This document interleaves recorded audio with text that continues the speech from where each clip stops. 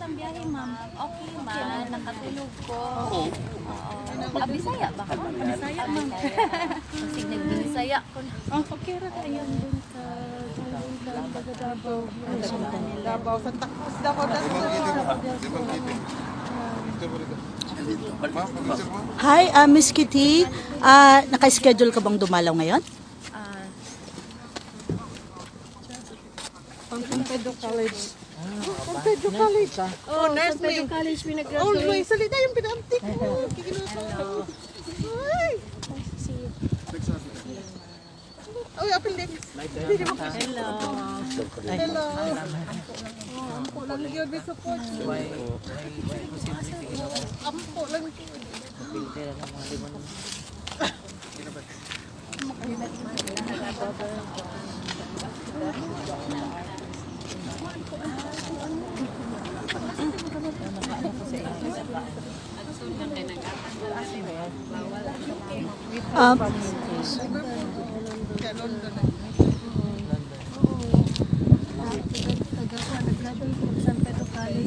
Tapos 1985 mo ito ngayon na first. Yes, pwede po bang a few questions sa inyong dalawa, Kitty and Hanelet?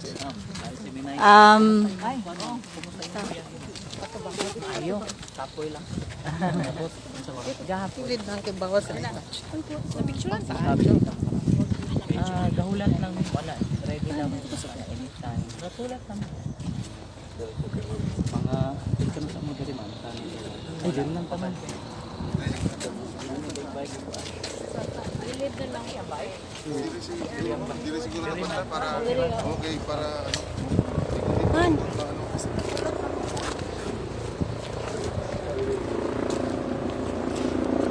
So, habang nagbabantay po tayo dito sa ICC Detention Center ay nakita nating dumating si Kitty Duterte, yung bunsong anak ni dating Pangulong Duterte.